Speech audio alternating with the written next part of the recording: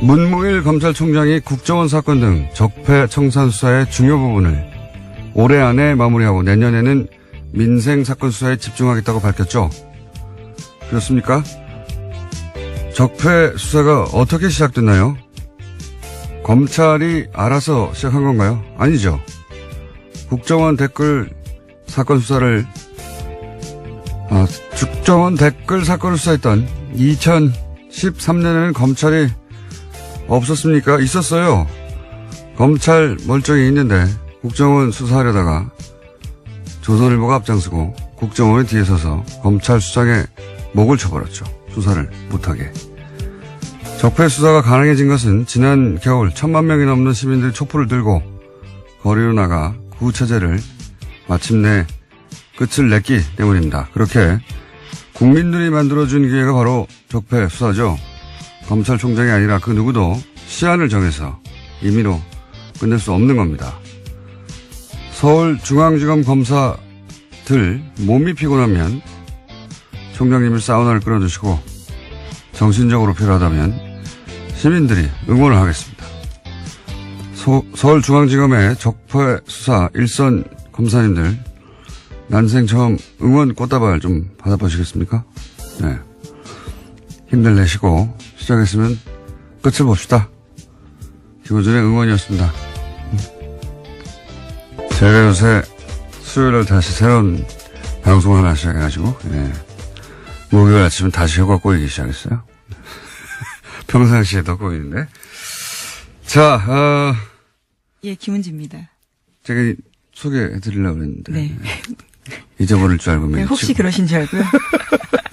그럴 가능성이 매우 높은 목요일 아침이었는데. 네. 눈치 빠르시게. 김은지 기자, 예. 첫 번째 뉴스는 뭡니까? 네, 어제 적폐청산 수사를 올해 안에 끝내겠다라는 문무일 검찰총장의 발언 전해드린 바가 있는데요. 이에 대해서 청와대가 부정적인 입장을 내었습니다. 청와대 핵심 관계자에 따르면 물리적으로 연내 수사 종료는 가능하지 않다라는 건데요. 여러 가지 흐름상 피의자 소환도 이루어지지 않은 채 마무리할 수 없다라는 겁니다. 그러면서 이 관계자는 검찰 수사에 속도를 내겠다는 뜻으로 문무일 총장의 발언을 받아들이겠다라고 밝히고 있는데요.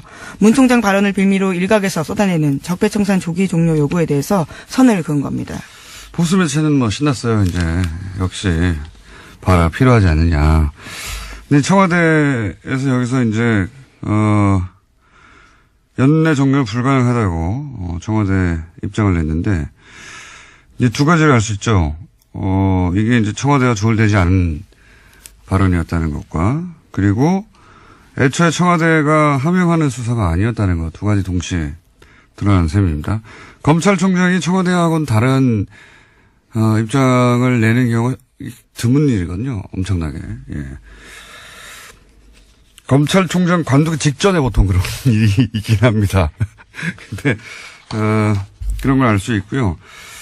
제가 이제 이 사건, 이것도 일종의 사건이죠. 저희가 그래서, 오늘 2부 잠시 후에 적폐청산위원장, 박범계 위원장과 인터뷰가 예정돼 있긴 한데, 이거를 이제 전직 최고위급 검찰 간부는 이 사안을 어떻게 보느냐 궁금해서 제가 전화로 물어봤어요. 이제 어딩을 그대로 전하면 수사는 생물이다. 네. 네, 굉장히 유명한 말이죠. 검사들 사이에서는. 수사는 생물이다. 무슨 뜻이냐면 시작하면은 어디로 갈지 모른다. 네. 그러면서 이런 얘기를 덧붙였어요. 특히 정권 차원에서 이루어진 범죄는 정권이 직접 나선 일이기 때문에 그 범죄 정도를 알 수가 없고, 미리. 어디로, 시작하면 생물처럼 어디로 뻗어나갈지 알 수가 없다. 근데 이걸 시한을 정하면 그 생물을 죽이는 거다. 굉장히 와닿는 표현이었는데, 그렇게 얘기를 했고요. 어쨌든, 이 검찰 고위 간부들에게는, 질책, 감시, 그렇게 하면 안 된다. 필요하지만, 수사는 결국 일선 검사들이 하는 거거든요. 저는 이제 문무일 총장 발언 가지고 이제 여러 가지 논란이 있는 걸 보고서 일선 검사들이 맥이 빠지겠다. 네, 이런 생각이 들었어요. 그 특검 할 때, 왜 특검 사무실 앞에 전국에서 시민들이 이제 꽃다발 보내줘서 그 앞에. 예, 그랬죠. 가득 차 있었잖아요. 그게 굉장히 큰 응원이 됐다고 해요. 그래서 뭐 검찰총장에 대해서는 뭐 이런 견제와 감시가 필요하겠지만 일선 검사들에겐 바카스를 보내줄 때가 아닌가. 꽃다발이나. 그래서 저는 이제 오늘 방송 끝나고 꽃다발 하나 보여줄까. 예. 검찰들이 저를 좋아할 일은 없는데요. 하도 욕을 많이 하고. 꽃다발은 좋아할 수도 있죠. 예.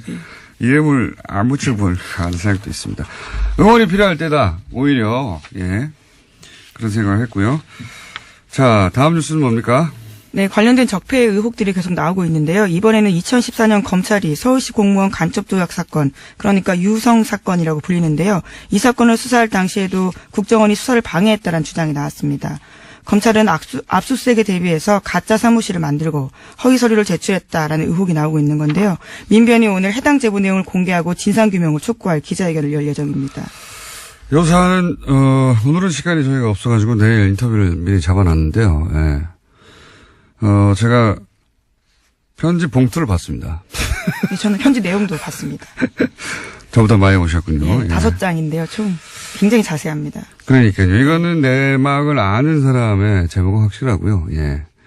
그리고 이제 이게 인터넷이나 또는 기타 흔적이 없는 방식이 아니라 그 편지를 보냈어요. 봉투에 넣어가지고 편지를 보냈는데 그 박근혜 국정원에서 가짜 간첩을 만들 때 얼마나 대범했는지, 예. 절대 들킬 리가 없다고, 얼마나 자신했는지를 알 수 있는 상징적인 사건이 유성 사건입니다. 네. 서울시 공무원, 인데, 대놓고 가짜를 만든 것도 대놓고 절대 들킬 리 없다고 증거도 생각. 조작하고 예. 외교적 문제가 되기도 했었습니다. 당시에.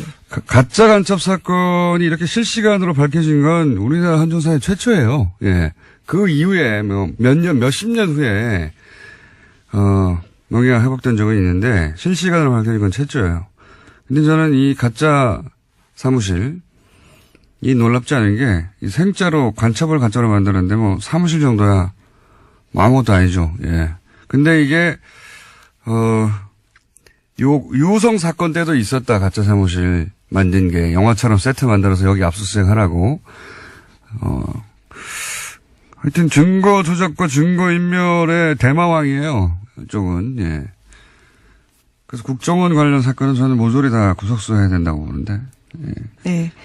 예. 해당 제보자 같은 경우에는 정치호 변호사, 그러니까 최근에 자살한 국정원 변호사 있잖아요. 예. 그 사건을 보고 자기가 용기를 냈다라고 이야기를 하는데요. 거꾸로 또 그 제보는 그래서 이렇게 추적이 어려운 예. 전통적인 방식 편지로 보내야 되겠구나. 용기를 냈다기보다는 저는 화가 났다. 아이, 그렇죠. 예. 밤잠을 뒤척였다 이런 식의 표현들이 있는데요. 국정원이 제대로 개혁돼야 된다라는 것들 때문에 이런 편지를 쓰게 됐다라는 겁니다. 국정원 내부자라고 볼 수밖에 없는 것이 너무 내용도 자세하고, 예. 국정원 내부에 누가 이 전략을 총괄 기획했는지도 특정돼 있고, 굉장히 자세한 내용입니다. 네. 의외의 곳에서 터졌어요, 또. 예. 자, 그런 사건이 하나 있습니다. 오늘 민변이 기자회견을 한다고 하고 내일 인터뷰가 저희는 예정돼 있습니다. 자, 다음 뉴스는요? 네, 어제 장시호 씨가 1심 선고가 있었습니다. 검찰의 구형보다 센 징역 2년 6개월이 나왔는데요. 곧바로 법정 구속됐습니다. 당초 특검은 장 씨에 대해서는 징역 1년 6개월을 구형한 바가 있는데요. 그보다 더 높게 나온 겁니다. 장 씨가 수사와 재판에 협조한 점은 있긴 하지만 이 사안으로 실질적으로 가장 크게 이익을 본 사람이 장시호 씨라면서 재판부가 이렇게 판단했다라고 밝혔습니다. 검찰은 굉장히 당황했을 겁니다. 왜냐면은 특검 때 장시호 씨로 인해서 밝혀진 게 적지 않단 말이죠. 근데 우리나라에서 법적으로 풀리박인이 없잖아요. 양형거래가. 그러니까 죄를 인정하고 협조하면 형을 낮춰주거나 아예 풀어주는 제도가 우리나라에 없단 말이죠. 그래서 아마 이제 혐의 중에서도 이게 공갈죄인데 강요죄로, 왜냐면 강요죄가 형량이 낮아요. 강요죄로 잡고 그리고 그중에서도 양형을 낮게 잡아주는 것으로 검찰은 그런 노력을 한 거죠. 네, 구형을 낮게 한 바가 있습니다. 네. 왜냐면은 이 정권 차원의 범죄일 때는 특히나 그 종범들이나 협조자들이 자백을 하거나 하지 않으면 밝혀내기 어려운 게 굉장히 많습니다. 장시호 밝혔던 여러 가지 사안들은 사실 장시호가 받거나 직접 확인해 주지 않으면, 절대 밝혀낼 수 없는 부분이 많았거든요. 네, 제2의 태블릿 PC를 낸다던가 구체적으로 어떤 데 무엇이 있는지를 제보한 바가 있습니다. 그렇죠. 예. 그래서 검찰은 이제, 장시호에게 암암리에, 검찰이 알아서 그런 협조에 대해서 배려하겠다고 신호를 주었을 것이고, 장시호 씨도 적극적으로 협조를 한 것일 텐데, 사법부가 보기에는 형량이 너무 낮았던 거죠. 예. 그래서 그 양형 기준으로 따지자면 너무 낮아서 2년 6개월을 그러니까 검찰이 구형한 것보다 1년 높게 이거는 그렇게 흔하지 않은 케이스거든요. 네, 이례적인 일이죠. 예. 지금 이 적폐 관련해 가지고는 최초의 사례고 그러니까 검찰이 뭐 두 가지로 해석할 수 있어요. 검찰이 그만큼 낮게 구형을 했다라고 볼 수도 있고 그래서 사법부가 보기에는 이게 너무 낮은 거 아닌가 생각할 수도 있고 또 한 가지는 사법부가 의도하지는 않았다고 저는 생각합니다. 이 판결에서. 그런데 결과적으로는 어떤 메시지를 주냐면 검찰 수사 협조에도 별 소용이 없네 이런 메시지를 결과적으로 주게 되는 그런 메시지 효과가 있죠. 예. 예를 들어 삼성 수사 관련해서 검찰에 협조해도 이룰 게 하나도 없다 하는 그런 메시지 효과가 분명히 있습니다. 결과적으로. 이 사안은 저희가 역시 2부에 예, 양지열 변호사 다룰 텐데 저는 개인적으로 좀 아쉬워요. 그때 자세히 얘기하겠지만 예, 뭐 제가 아쉽다고 판결이 바뀌는 건 아닌데 뭐 물론 2심과 3심이 남아있긴 합니다. 네, 메시지 효과가 예. 그런 게 있는 거죠. 검찰과 그 장시호 씨는 당황했겠죠. 크게.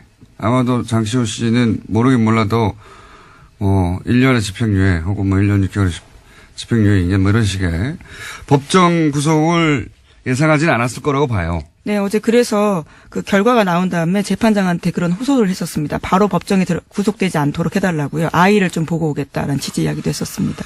전혀 예상을 못한 모습이었던 거죠. 그렇죠. 왜냐하면 본인은 충분히 협조했고 검찰도 그렇게 얘기했을 테고 물론 뭐 판사, 검사 사이에 그런 갈등이 있어요. 예. 그런 양형 조절을 검사가 수사할 때 해주겠다고 피의자한테 얘기하면서 뭔가를 얻어내고 사법부는 아니 제도에도 없는 걸 검찰이 마치 있는 것처럼 판결은 사법부 영역이잖아요. 거기에 영향을 주려는 검사의 그런 태도를 싫어하고 그런 오랜 갈등이 있긴 한데 그 얘기는 제가 양면과 하기로 하고요. 자, 다음 뉴스는 뭡니까? 네, 국제올림픽위원회 IOC가 러시아 선수단의 평창 동계올림픽 출전을 금지했습니다. 지난 2014년 소치 동계올림픽에서 국가 차원의 조직적인 금지 약물 복용이 이뤄졌다라는 판단에서 나온 결정인데요. 러시아 선수들은 엄격한 도핑 검사를 통과해야만 러시아 출신 올림픽 선수라는 개인 자격으로 올림픽에 출전할 수 있게 됐습니다. 그렇군요. 예. 러시아에서는 인정하지 않고 있죠. 예, 이 사안을. 네, 그렇죠. 그래서 12일까지요. 개인 자격으로는 아마 출전할지 여부를 결정하겠다라는 입장입니다. 근데 이 고발 자체가 러시아에서 출발된 거예요. 예. 네, 내부 고발이죠, 일종의. 예. 자, 다음 뉴스는 뭡니까? 네, 세계적인 시사주간지 타임이 올해의 인물로 성폭력 고발로 세계를 뒤흔든 여성들을 선정했습니다. 성폭력 고발에 나선 여성들을 통칭해서 침묵을 깬 고발자들이라는 이름을 붙이고 표지 모델로 선정했다고 밝혔는데요. 표지에는 성폭력 고발의 중심에 섰던 배우 애슐리 주드 등이 등장했습니다. 이게 이제 특히 영미권에서 미투 해시태그, 그러니까 나도 그런 일을 당했다 성폭행. 지금 이 여배우들이 굉장히 유명한 영화 제작자 하비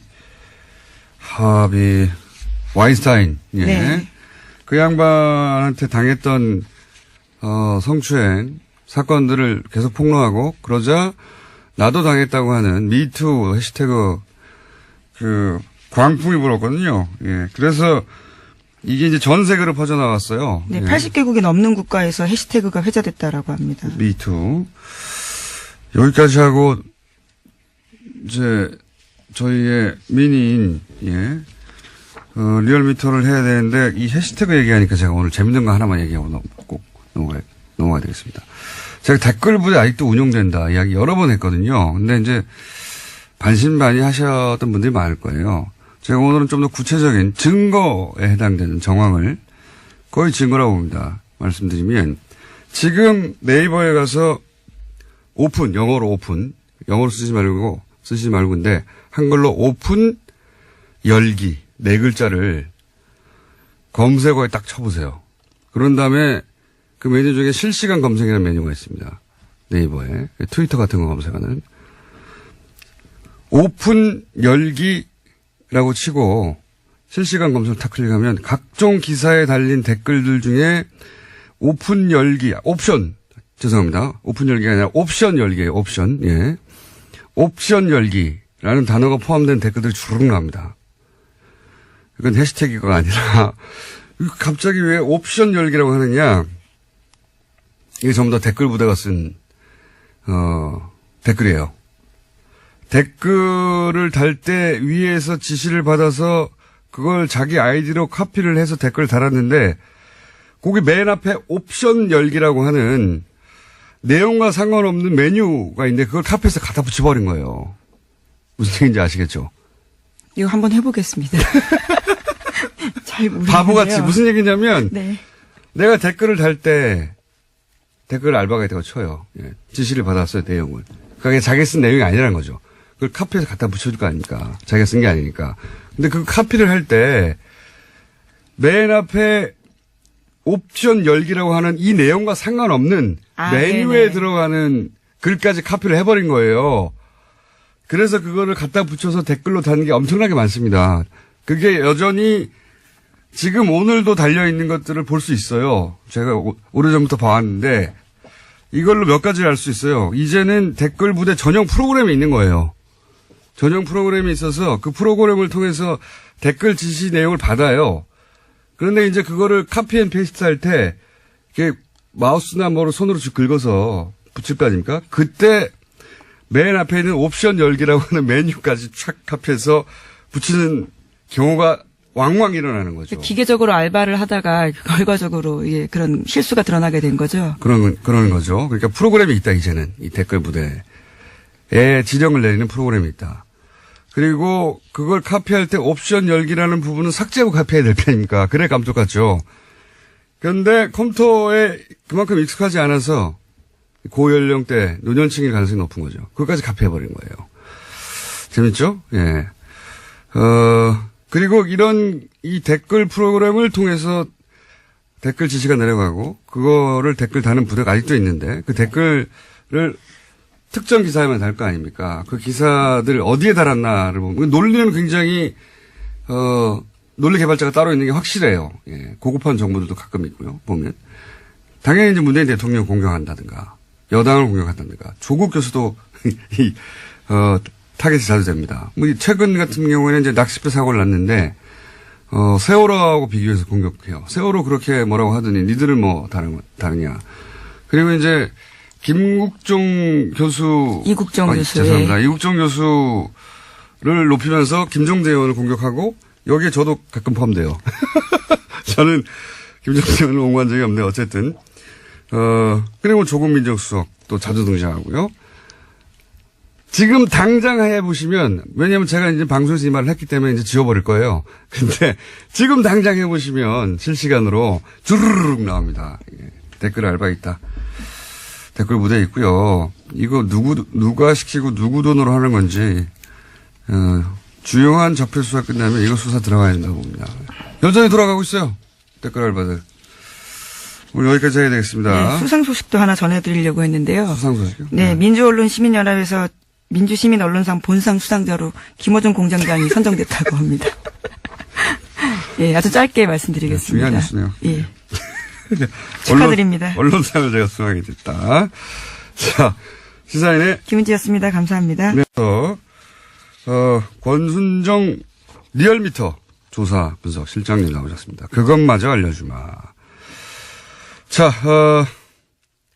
이건 이제 유일하게 저희가 주 중반에 하는 조사입니다. 네. 대부분 주 초반 혹은 주 말에 하거든요. 자, 한번 쭉 읊어보시죠.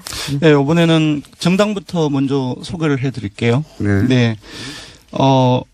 2018년도 예산안이 통과됐지 않습니까? 네. 요번에 국민의당하고 바른정당이 최근에 계속 하락세를 겪고 있었는데, 네. 모처럼 반등을 했습니다. 국민의당이 1.2%포인트 상승을 해서 네. 5.8%고요. 바른정당 역시 0.8%포인트 상승을 해서 6%가 나왔습니다. 최하위를 한 달간 했는데 국민의당이 맞습니다. 4주 연속 최하위를 했습니다. 예산안 통과 효과라고 저는 보는데 그죠? 맞습니다. 예, 한국당 사실상 한국당의 보수청이 분석을 해보니까 국민의당이나 바른정당으로부터 많이 갔어요. 그래서 정당으로서 자유한국당이 이번 예상 과정에서 크게 역할을 못하고 반면 국민의당 같은 경우는 일종의 정당으로서 효능감을 자유한국당에 실망한 지지층으로에게 좀 주는 과정에서 저도 오늘 예 말이 주는 되는데. 과정에서 좀 그쪽으로 이탈하는 과정에서 국민의당이 상승하지 않았나 싶습니다. 바른정당도 비슷합니다. 네. 그렇군요. 국민의당이 거의 주중에 한 6%대까지 오르지 않았나요? 맞습니다. 주중에 예산안이 통과됐던 날 당일 6일이죠. 네. 예, 6.2%포인트까지 올랐습니다. 그러니까 국민의당이 사실은 그 정부와 계속 각을 세우는데 그때마다 떨어져요. 거꾸로. 예. 맞습니다. 협조를 할 때 올라가는데 왜 뭐 이건 제가 박지원 대표가 오늘 나온 날이기 때문에. 제가 오래전에 기억나세요? 네. 안철수 대표가 좀 협조를 하는 과정 속에서 지지율을 끌어올릴 수 있지 않겠느냐라고 당연히 얘기를 했을 때 네. 공장장님은 네. 그건 절대 안 그럴 것이다. 그거는 지지율이 안 오른다는 얘기가 아니라 안철수 대표가 협조를 안 할 거라는 얘기였어요. 당연히 지금은 대세가 지금 네네. 현 정부 초기잖아요. 네네. 네. 현 정부가 하는 일들을 도움을 주면 지지율 오히려 올라갑니다. 네. 처음으로 국민의당이 그 지지율 상승 효과를 누리고 있고요. 예, 사실상 요번 그 틈을 잘 이용을 한 것 같아요. 국민의당이. 네. 반면 자유한국당 같은 경우도 사실상 오르기는 올랐지만 제가 봤을 때는 사실상 패배자가 아닌가 싶거든요. 예산안 통과되고 나서는 떨어졌죠. 예, 0.7%, 요번 주중 집계에서는 0.7%포인트 상승을 해서 18.3%인데 예산안이 통과됐을 때는 17.4%이고요. 그렇겠죠. 그 사실상 논란이 많이 된 과정 속에서 한국당이 이것보다는 조금 더 많이 올라야 되는데 보수층이 한 5%포인트를 이탈을 했습니다. 오히려. 예, 오히려. 이 이탈한 층이 아까 말씀드린 것처럼 국민의당하고 바른정당하고 거의 다 간 것이죠. 네. 그렇군요. 민주당은 어떻게 되나요? 예, 민주당은 조금 이제 상당폭 빠졌습니다. 3.4%포인트 하락한 48.5%이고요. 주중에는. 예. 이제 국민의당하고 바른정당의 요인이라고 봐야 될 것 같습니다. 하지만 예산안이 통과됐던 날은 다시 50%를 회복했기 때문에 요거는 이제 아주 짧은 기간 동안의 영향이 아닌가 싶습니다. 쌤쌤이네요. 예, 정의당 또한 하락을 했습니다. 0.6%포인트 하락해서 4.5%가 나왔습니다. 대통령 지지율도 비슷하겠네요. 네. 떨어졌다가 또 예산안 통과될 때 예, 올라가고. 4주 연속 상승 흐름이었다가 지난주하고 요번 주까지 네. 조금 아주 약하게 2주째 하락했는데요. 0점대. 예, 0.7%포인트 하락해서 70.8%입니다. 약보합이라고 볼 수 있는데. 예산안 통과되고 다음에 어떻게 됐습니까? 예, 예산안 통과된 다음에 상당히 많이 올랐어요. 그러니까 72.1%포인트까지, 72.1%까지 올라서. 상당히도 뭐 1.1%. 왜냐하면 그 전날에는 69.3%까지 떨어졌기 때문에 예. 그 일일 변화로서는 상당폭 올랐다고 볼 수 있을 것 같습니다. 네. 뭐 저희가 몇 달째 똑같은 얘기하고 있는데. 네. 0점 몇 빠지고 0점 몇 오르고 뭐. 예. 좀 많이 빠지고 오르면 1, 2% 움직이고. 이 정도. 예, 종합을 하면 한국당 지지층을 제외하고는 모든 정당 지지층, 모든 지역, 모든 연령, 모든 이념 성향에서 다 긍정평가가 크게 높거나 우세합니다. 네. 알겠습니다. 예산안이 통과되면서 사실은 주요 정당들의 지지율이 좀 진폭이 있고. 네, 맞습니다.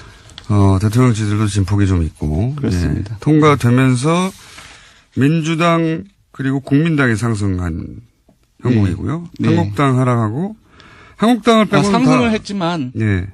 예산안 통과를 기준으로 하자면 예, 맞습니다. 주요한 네. 가장 중요한 이벤트였던 네. 정의당도 하락을 했네요. 네. 정의당은 언론 보도가 상당히 많이 감소했습니다. 네. 언론 모두 감소 효과도 있는 거고. 네. 자, 그것마저 알려주면 현안 주사 이번 주는 뭡니까? 예, 문무일 검찰총장의 이제 발언이 있었는데 많이 논란이 되었죠. 이거 간접적으로 알 수 있는 조사가 아닌가 싶은데요. 한 2주 전쯤에 죄송합니다. 김관진 전 국방부 장관하고 예. 임관빈 전 실장.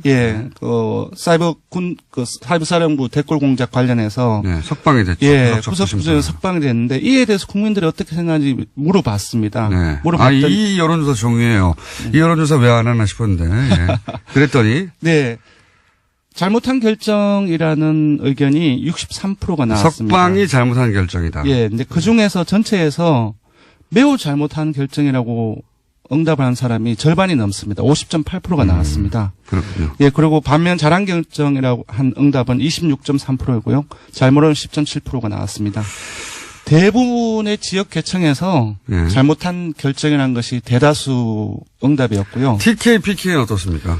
근데 조금 놀라웠는데요. TK, PK 그 중에서도 TK 같은 경우는 잘한 결정이라는 것이 조금 우세하지 않을까라고 생각을 했는데요. 예. TK를 포함하고 PK를 포함해서 모든 지역에서 잘못한 결정이라고 응답이 많이 나왔습니다. 네. 그렇군요. 그러니까 이제 대략 50대 이하. 예. 네. 그리고 전 지역. 예. 그렇습니다. 전 지역입니다. 예. 네. 그리고 국민의당, 민주당, 정의당 이런 정당 지지자들을 다 포함해서 네. 잘못된 결정이라는 게 대다수다. 맞습니다. 60% 이상이고 잘했다고 하는 걸 그러면 60대 이상 보수층, 자유한국당 지지층 이렇게 예, 해요. 핵심적인 이제 보수 성향이라고 할 수 있겠죠. 60대 이상 보수층, 자유한국당 지지층에서는 잘한 결정이라는 것이 대다수입니다. 그러니까 이 26%가 사실은 보수 정당이 노려할 타겟층이 됐는데 네네. 이 정치 진영이 굉장히 바뀌었어요, 실제. 맞습니다. 이런 사안도 봐도. 네, 많이 바뀌었습니다. 석방 잘못했다고 합니다. 네, 알려드리고요. 국민 여론은. 네. 조사 기회 알려주십시오. 네, 이번 주중조사는 TBS 의뢰로 이번 주 월요일부터 수요일까지 전국 19세 이상 성인 1,516명을 대상으로 했고요. 유무선 전화 면접과 자동응답 방식으로 실시했고, 표본 오차는 95% 실시는 플러스 마이너스 2.5%포인트, 응답률은 5.3%였습니다. 현안 조사는 TBS 뉴스공장 의뢰로 어제 하루 동안 실시했습니다. 성인 510명을 대상으로 했고, 표본 오차는 플러스 마이너스 4.3%포인트입니다. 예, 권순정 조사분석실장도 오늘 발음이 많이 쓰는 날이었습니다. 죄송합니다. 네, 감사합니다. 고맙습니다. 청산 수사를 올해 안에 끝내겠다. 문무일 검찰총장 발언 흑폭풍 좀 다뤄보겠습니다. 더불어민주당 적폐 청산위원장 박범계 위원님 같습니다. 안녕하세요, 위원장님. 네, 반갑습니다. 네.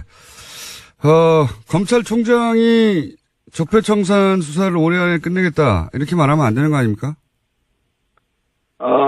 그 뒤에 이제 여러 추가적인 어떤 그 보도에 의해서 다소 이제 그 발언의 진위가 좀 설명이 되긴 했는데요. 네. 문무일 검찰총장의 말씀이 모든 적폐청산과 관련된 수사를 금년 내에 마친다. 이런 의미로는 해석하지는 않습니다.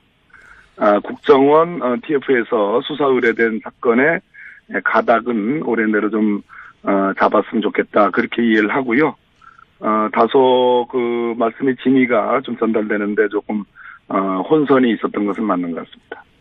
그러면 진위라 하면 위원장님 보시기에는 속도를 내겠다 이런 의미라고 보시는 겁니까? 고충이 좀 있다고 저는 보여지는데요. 아시다시피 일부 언론과 또 이명박 대통령 본인, 전 대통령 본인 또 자유한국당의 정치적 공세, 정치 보복 프레임이 있었고요. 또 간과할 수 없는 것은 검찰 내부에 검사장들 일부의 어떤 검찰이 청와대 하명 수사를 따르는 거 아니냐라는 그런 불만들이 있었습니다. 최근에 법원 같은 경우에도 김명수 대법원장께서 또 이제 그런 발언도 하셨죠. 그래서 일종의 조직의 수장으로서의 어떤 고충도 고려하고 또 수사의 어떤 속도감도 일종의 요구하고 하는 그러한 어떤 발언이 아닌가. 저로서는 그렇게 해석할 수밖에 없습니다. 그렇다면 굳이 청와대가 연내 마무리는 불가능하다 이렇게 입장을 이례적으로 밝힌 이유는 또 뭡니까? 청와대는 분명한 입장인 것 같습니다. 청와대 고위 관계자의 발언을 보면 수사에 현재 진행되는 상황으로서는 금년 내에 끝내는 것이 불가능하다. 문무일 총장의 발언은 속도감 있게 수사하라는 그런 의미로 받아들인다. 또 적폐청산의 수사라는 것이 일부 야당의 주장처럼 그러한 정치보복 그런 것이 아니고 제도와 어떤 관행, 시스템을 바꿔내는 과정이기 때문에 혐의가 있으면 있는 대로 수사할 수밖에 없는 거 아니냐라는 아주 강한 의지를 다시 한번 표현한 걸로 봅니다. 일반 시민들 입장에서 궁금한 건 결국 그래서 이거 연내 끝나는 거 아니죠? 네. 불가능하다고 봅니다. 여러 가지 조건들이 그렇습니다. 네. 그러면 이제 적폐청산위원장으로 보시기에 앞으로 남아있는 사건들 중에 가장 중요한 남아있는 적폐수사가 어떤 게 있습니까? 국민의 관심은 뭐니 해도 지금 박근혜 국정농단을 넘어서서 그 원인이 됐던 이명박 정부 당시의 여러 가지 적폐들에 대한 수사인데 그 정점은 이명박 전 대통령 아니겠습니까? 그렇죠. 어떤 방식으로 조사를 할 것이냐. 군사이버사령부 관련해서는 직접적인 그러한 어떤 진술들이 나왔습니다. 김관진이 석방이 됐습니다만 예. 저는 다스 문제라든지 다스 140억이 스위스 계좌에서 다스로 돌려가는 과정은 분명히 불법성이 있는 거고요. 또 제2롯데월드 뭐 여러 가지 자원외교 비리, 자원비리 이런 것들은 여전히 수사의 대상으로 남아 있다고 봅니다. 자, 그러면 말씀을 꺼내셨으니까 이왕 연결된 김에 박범계 의원님도 사실은 오래전부터 이 다스 관련해서 자료들을 많이 들여다. 네. BBK, 예.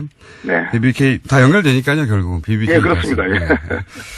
자료를 오랫동안 보셨고 특히 미국 쪽 판사 출신이시다 보니까 그런지 미국 법원에서 나온 자료를 굉장히 면밀히 검토하신 걸로 알고 있는데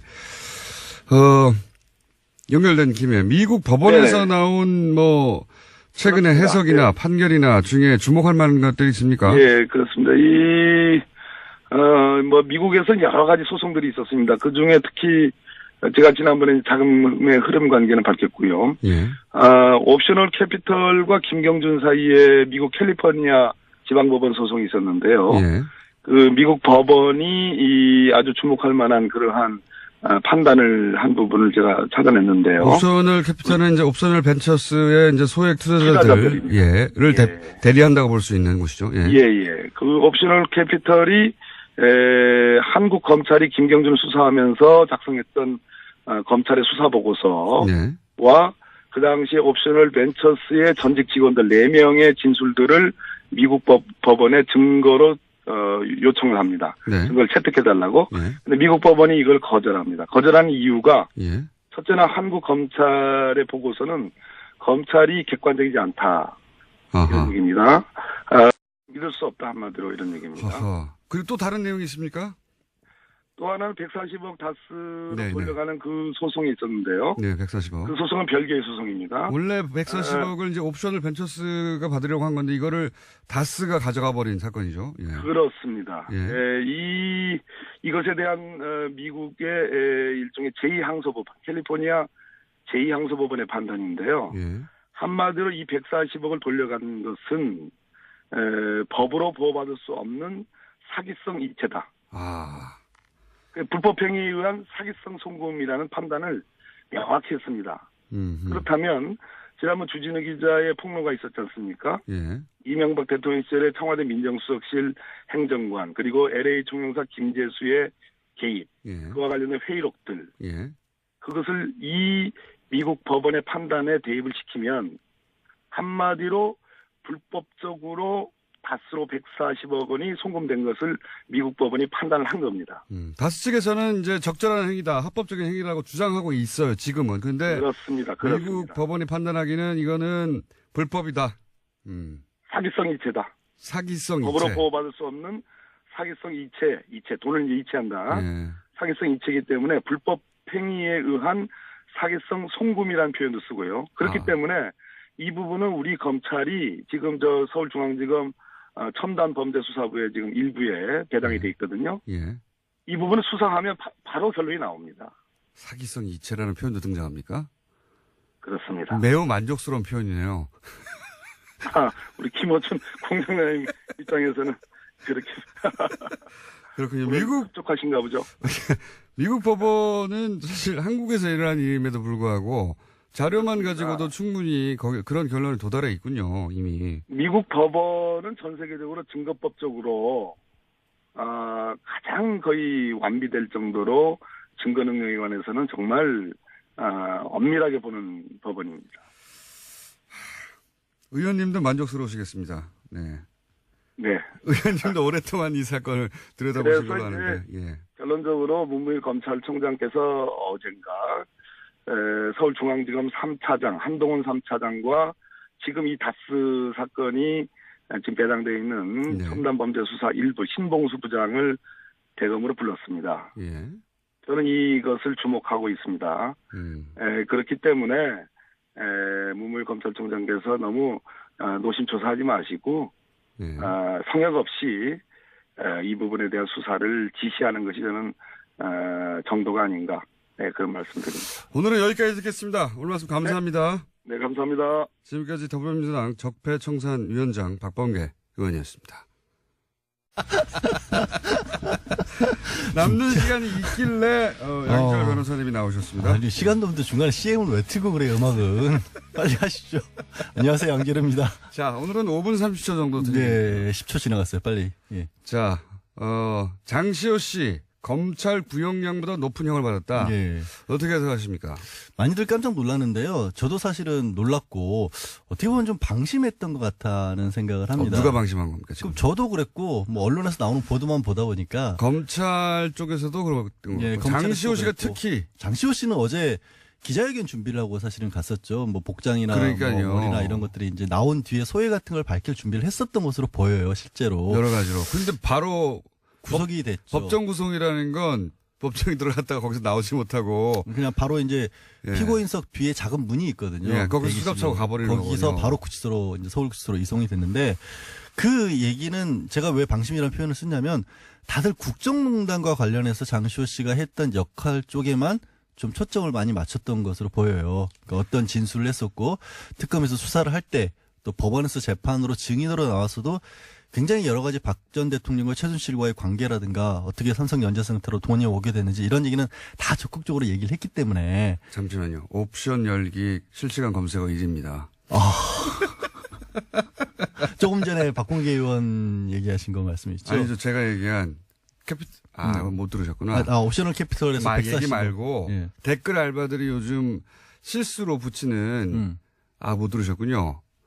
그 얘기 시간이 없는데 옵션 열기 나중에 검색어 해보세요. 예. 나가서 해볼게요. 옵션 열기 댓글 알바들이 아직도 움직인다는 증거. 옵션 열기. 아마도 오타를 계속해서 한 것 같은데. 오타가 네, 아니라 하여튼. 카피 페이스트 하다가 그러니까 잘못 옮긴 거죠. 그것까지 카피를 해버린 거야. 맨 앞에 있는 메뉴까지. 그게 저작권 침해 소송할 때 제일 많이 증거로 찾는 건데. 하여튼 얘기가 왜 이렇게 되는 거야? 자, 장시호 씨. 장시호 씨. 예. 근데 이제 법원이 왜 그러면은 검찰은 1년 6개월을 구형을 했는데 2년 6개월까지 갔냐면 예. 결국엔 개인적으로 비리를 저지른 부분도 도저히 묵과할 수 없을 정도가 된다라는 거예요. 영재센터에 20억 원 가량의 돈이 들어갔는데 이게 최순실한테 빠져나간 돈도 없고 오히려 장시호 씨가 3억 원 그냥 영재센터에서 횡령한 것도 명백하고 국가 돈도 7억 원을 보조금 가량을 편취를 했기 때문에 그럼 이것만 합쳐도 10억이잖아요. 사실 개인이 10억 원이라는 돈을 저지른 경제사범인 건 분명한데 예. 1년 6개월 정도면 집행유예로 끝나는 건데 그럴 정도가 아니라는 겁니다. 아니, 이게 저는 법리적으로 문제가 있다고 생각하지는 않아요. 이미 검찰 구형이 낮게 많이 됐고요. 낮게 됐죠. 많이 낮게 됐고. 근데 이제 그 검찰은 구형을 할 때 양쪽 다 법조인데 모를 리가 있습니까? 그렇죠. 예, 그러니까 그 의미는 아시지 않습니까? 이 전체 그림에서 예, 특검의 수사에 협조를 하였고, 그리고 이제 이 적폐 수사에서는 이런 협조가 굉장히 중요한데, 사법부도 좀 널리, 요 사안은 예외적으로 좀 봐주세요. 이런 거거든요. 근데 법원은 최근에 이제 여러 가지 일을 봐도 그렇지만 그렇게 큰 그림에서 본다기보다 그냥 개인에게 정확하게 떨어진 형량에 더 집중을 하는 것 같아요. 그러니까 방시호 씨가 어제 이제 그 선고를 듣고 나서 우리 아들 지금 하나밖에 없는데 데리러 가기 약속을 해놨는데 어떻게 하란 말이냐는 얘기까지 했었거든요. 그에 대해서 이례적으로 우리가 합의를 해놓은 상황이라서 어찌할 수가 없다라는 얘기를 이제 부장판사가 합니다. 고민을 많이 하기는 했다라는 얘기인데 저는 이제 아쉬운 게 뭐냐면 이걸 이제 법리로 따지면 사법부는 뭐 하자가 없어요. 아 그러니까 어쩔 수 예. 없는 상황인 거예요. 왜냐하면 형량도 너무 낮게 하는 게 맞고 그다음에 이게 이건 이제 전문가들이 따져야 될 얘기겠지만 강요죄냐 공갈죄냐 이것도 형량이 낮은 쪽으로 했고 전문가 얘기를 들어보니까 그리고 사법부가 딱히 법리적인 차원에서 질타를 당할 이유가 없는데 그렇죠. 예. 근데 이제 일부 언론에서는 이런 표현도 위험이 쓰더라고요. 이게 발견되었습니다. 검찰의 어떤 플리바게닝 관행이라는 것을 제동을 건 거 아니냐 그거는 이런 분석도 하는데 원래 검사 판사 사이에 그런 게 있잖아요. 있으니까 그런데 이제 저는 이걸 관행에 제동을 걸었다기보다 걸린 거죠. 법원이 능동적으로 뭔가 이렇게 검찰을 제어하려고 한다기보다 너무 낮게 들어갔던 것 같고요. 그러려면 차라리 법원도 인정할 수 있을 만한 어떤 제도적인 장치가 있는 게 낫지. 그러니까 차라리 저는 예. 이 차원에 이참에 그런 제도를 만들어서 만들 공식적으로. 필요가 있다고 생각이 들어요. 그러니까 사법부 입장에서 이런 거죠. 이렇게 정말 법에 없는데 어떡하란 거냐. 이거. 뜬금없이 갖고 오면 네. 검찰도 양형기준표가 있거든요. 그리고 법원도 있고. 아니, 사법부는 법에 없단 말이죠, 이게. 정상 참작이라는 게 이런 경우에 예를 들어서 검찰 수사에 적극 협조하였기 때문에 이게 없다고 그렇죠. 하더라고요. 그러니까 해도 너무 낮게 잡았다. 법원이 이렇게 본 거예요. 저는 그렇게는 보지 않고 아니, 이렇게 뭐. 봅니다. 그러니까 전 한 개에 대해서 엄정한 법 집행 중요하죠. 근데 이 적폐 수사는 굉장히 헌정사적인 중요도를 가진 사건인데 이럴 때는 법리를 넘어서는 어떤 사법부의 어떤 사회적 공동체적 가치 판단 이런 것도 필요한 거 아니냐. 왜냐하면 이 메시지는 결국은 검찰 협재발 소용없다. 이거. 근데 이거 그거를 사법부에서 잘못 판단하게 되면 꽃다발 하나 보여줄까. 예. 검찰들이 저를 좋아할 일은 없는데요. 하도 욕을 많이 하고 꽃다발은 좋아할 수도 있죠. 이름을 안 붙일 하는 생각도 있습니다. 응원이 필요할 때다. 오히려 예 그런 생각을 했고요. 자 다음 뉴스는 뭡니까? 네, 관련된 적폐 의혹들이 계속 나오고 있는데요. 이번에는 2014년 검찰이 서울시 공무원 간첩 조작 사건, 그러니까 유성 사건이라고 불리는데요. 이 사건을 수사할 당시에도 국정원이 수사를 방해했다는 주장이 나왔습니다. 검찰은 압수수색에 대비해서 가짜 사무실을 만들고 허위 서류를 제출했다라는 의혹이 나오고 있는 건데요. 민변이 오늘 해당 제보 내용을 공개하고 진상규명을 촉구할 기자회견을 열 예정입니다. 이 사안은 오늘은 시간이 저희가 없어가지고 내일 인터뷰를 미리 잡아놨는데요. 예. 제가 편지 봉투를 봤습니다. 네, 저는 편지 내용도 봤습니다. 저보다 많이 오셨군요. 네, 예. 5장인데요. 총 굉장히 자세합니다. 그러니까요. 이거는 내막을 아는 사람의 제보가 확실하고요. 예. 그리고 이제 이게 인터넷이나 또는 기타 흔적이 없는 방식이 아니라 그 편지를 보냈어요. 봉투에 넣어가지고 편지를 보냈는데 그 박근혜 국정원에서 가짜 간첩을 만들 때 얼마나 대범했는지, 예. 절대 들킬 리가 없다고, 얼마나 자신했는지를 알 수 있는 상징적인 사건이 유성 사건입니다. 네. 서울시 공무원, 인데, 대놓고 가짜를 만든 것도 대놓고 절대 들킬 리 없다고 증거도 생각. 조작하고 외교적 예. 문제가 되기도 했었습니다. 당시에. 그 위원장, 박범계 위원장과 인터뷰가 예정돼 있긴 한데, 이거를 이제 전직 최고위급 검찰 간부는 이 사안을 어떻게 보느냐 궁금해서 제가 전화로 물어봤어요. 이제 그 워딩을 그대로 전하면 수사는 생물이다. 네. 네, 굉장히 유명한 말이죠. 검사들 사이에서는. 수사는 생물이다. 무슨 뜻이냐면 시작하면은 어디로 갈지 모른다. 네. 그러면서 이런 얘기를 덧붙였어요. 특히 정권 차원에서 이루어진 범죄는 정권이 직접 나선 일이기 때문에 그 범죄 정도를 알 수가 없고, 미리. 어디로, 시작하면 생물처럼 어디로 뻗어나갈지 알 수가 없다. 근데 이걸 시야를 정하면 그 생물을 죽이는 거다. 굉장히 와닿는 표현이었는데, 그렇게 얘기를 했고요. 어쨌든, 이 검찰 고위 간부들에게는, 질책, 감시, 그렇게 하면 안 된다. 필요하지만, 수사는 결국 일선 검사들이 하는 거거든요. 저는 이제 문무일 총장 발언 가지고 이제 여러 가지 논란이 있는 걸 보고서 일선 검사들이 맥이 빠지겠다. 네, 이런 생각이 들었어요. 그 특검 할 때, 왜 특검 사무실 앞에 전국에서 시민들이 이제 꽃다발 보내줘서 그 앞에. 예, 그랬죠. 가득 차 있었잖아요. 그게 굉장히 큰 응원이 됐다고 해요. 그래서 뭐 검찰총장에 대해서는 뭐 이런 견제와 감시가 필요하겠지만 일선 검사들에겐 바카스를 보내줄 때가 아닌가. 꽃다발이나. 그래서 저는 이제 오늘 방송 끝나고 가짜 간첩 사건이 이렇게 실시간으로 밝혀진 건 우리나라 한정사의 최초예요. 예. 그 이후에 뭐 몇십 년 후에 명예가 회복된 적은 있는데 실시간으로 밝혀진 건 최초예요. 근데 저는 이 가짜 사무실 이 놀랍지 않은 게 이 생자로 간첩을 가짜로 만드는데 뭐 사무실 정도야 뭐 아무것도 아니죠. 예. 근데 이게 유호성 사건 때도 있었다. 가짜 사무실 만든 게 영화처럼 세트 만들어서 여기 압수수색 하라고. 하여튼 증거 조작과 증거 인멸의 대마왕이에요. 이쪽은. 예. 그래서 국정원 관련 사건은 저는 모조리 다 구속수사해야 된다고 보는데. 예. 네. 예. 해당 제보자 같은 경우에는 정치호 변호사, 그러니까 최근에 자살한 국정원 변호사 있잖아요. 예. 그 사건을 보고 자기가 용기를 냈다라고 이야기를 하는데요. 거꾸로 또 제보는 그래서 이렇게 추적이 어려운 전통적인 방식 편지로 보내야 되겠구나. 용기를 냈다기보다는 저는 화가 났다. 아이, 그렇죠. 예. 밤잠을 뒤척였다 이런 식의 표현들이 있는데요. 국정원이 제대로 개혁돼야 된다라는 것들 때문에 이런 편지를 쓰게 됐다라는 겁니다. 국정원 내부자라고 볼 수밖에 없는 것이 너무 내용도 자세하고, 예.